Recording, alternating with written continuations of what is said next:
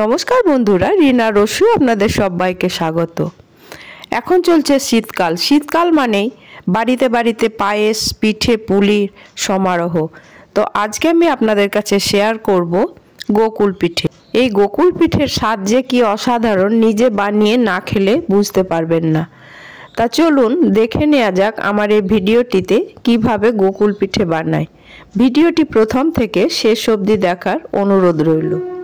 গোকুল পিঠে বানানোর জন্য নিয়েছি 1 কাপ আটা। এটা আমি আটা দিয়েই বানাবো, আপনারা চাইলে ময়দা দিয়েও বানাতে পারেন। আর দিয়ে দিচ্ছি অল্প একটুখানি চিনি। এখানে চিনি না দিলেও হয়, তবে যদি শুধু মুখে ভাজা খাওয়া যায় তার জন্য এখানে 1 চামচ চিনি দিয়ে দিলাম। আর দিলাম অল্প একটুখানি লবণ। এবার এটাকে আমি ভালোভাবে মিশিয়ে নিচ্ছি। আর নিয়েছি নর্মাল টেম্পারেচারে রাখা 1 কাপ দুধ। দুধটা আটার সাথে অল্প অল্প করে মেশাতে হবে। জল দিয়েও এই গোলাটা তৈরি করা যায়, তবে দুধ দিয়ে গুললে এর টেস্ট হয় দারুণ। আটার সাথে দুধটা মিশিয়ে খুব ভালোভাবে ফেটাতে হবে, তাহলে যখন গোকুল পিঠেগুলো বানানো হবে লুচির মতো ফুলে উঠবে, এতে পিঠেগুলো খুব ভালো হবে। গোলাটার মধ্যে আমি সব দুধটাই দিয়ে দিয়েছি।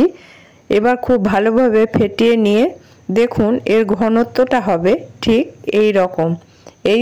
এই রকম ঘনত্বে পিঠেগুলো খুব ভালো হবে। এবারে আমি ঢেকে 10 মিনিট মতো রেখে দিচ্ছি।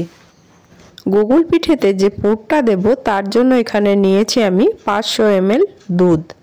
দুধটাকে আমি জাল দিয়ে ক্ষীরের মতো করে নেব। তারপরে ওর মধ্যে দিয়ে দেব একটা নারকেল কোরানো।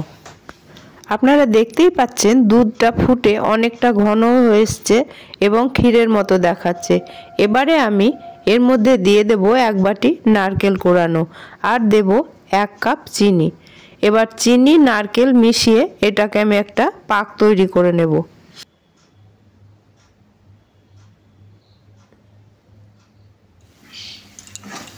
নারকেল, দুধ আর চিনি দিয়ে এই পুরটা বানালে এর স্বাদ হয় অসাধারণ।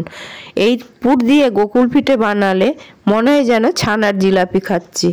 এবারে এই পুরটা থেকে লেচি কেটে কেটে আমি চপের আকারে বানাবো।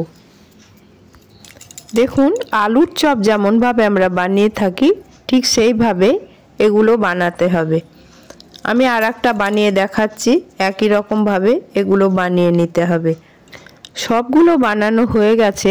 এবারে আমি চিনির শিরাটা তৈরি করে নেব। তার জন্য আমি একটা কড়াই বসিয়ে দিয়েছি, তার মধ্যে দিয়ে দিলাম 1 কাপ চিনি আর 1 কাপ জল আর 2টো এলাচ ফাটিয়ে এখানে দিয়ে দিচ্ছি। চিনির শিরাটা খুব ঘন হবে না, চিনিটা মেল্ট হয়ে যাওয়া পর্যন্ত অপেক্ষা করতে হবে, তারপরে গ্যাসটা অফ করে দিতে হবে। চিনিটা ফুটতে শুরু করে দিয়েছে এবং অনেকটাই মেল্ট হয়ে এসছে। এবারে 1 মিনিট 2 মিনিট ফুটিয়ে নিলেই শিরাটা তৈরি হয়ে যাবে। এবারে গোকুল পিঠেগুলো ভাজার জন্য গ্যাসের মধ্যে একটা কড়াই বসিয়ে দিলাম আর দিয়ে দিচ্ছি খানিকটা সাদা তেল। তেল আমি বেশি দেব না, কারণ পিঠেগুলো একটা করে ভাজবো।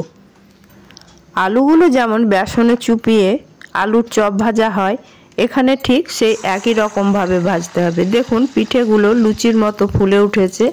এইভাবে একে এখন উল্টে দেব। গোকুল পিঠে অনেকেই খুব ভালো বানান, তবে যারা জানেন না তারা একবার বানিয়ে দেখবেন। এই পিঠে খেতে দারুণ হয় এবং স্বাদও হয় অসাধারণ। একটা ভাজা হয়ে গেল, এবারে আমি আর একটা ভেজে দেখাচ্ছি। একই রকমভাবে এই সব পিঠেগুলো ভেজে নেব। দেখুন পিঠেগুলো কি সুন্দর ফুলে উঠেছে। এইভাবে ফুলে উঠলে গোকুল পিঠেগুলো নরম তুলতুলে হবে। পিঠেগুলো সব ভাজা হয়ে গেছে। এবারে আমি পিঠেগুলোকে রসের মধ্যে ডোবাবো। একটা একটা করে পিঠেগুলো আমি রসের মধ্যে সাজিয়ে দিচ্ছি। রসটা ঠান্ডা হয়ে গেছে। পিঠেগুলো সব সাজিয়ে আমি 2 মিনিট মতো রসটাকে গরম করে নিয়ে একটা চাপা দিয়ে 1 ঘন্টা মতো রেখে দেব। দেখুন আপনারা রসটা গরম হয়ে গেছে। এবারে গ্যাসটাকে অফ করে দিচ্ছি, নিয়ে একটা ঢাকা চাপা দিচ্ছি। এই গোকুল পিঠের রেসিপি আপনাদের কেমন লাগলো অবশ্যই কমেন্ট করে জানাবেন। একটা লাইক ও শেয়ার করে দেবেন। চ্যানেলটিকে সাবস্ক্রাইব করার জন্য অনুরোধ রইল। পাশে থাকা বেল বাটনটা অন করে রাখবেন।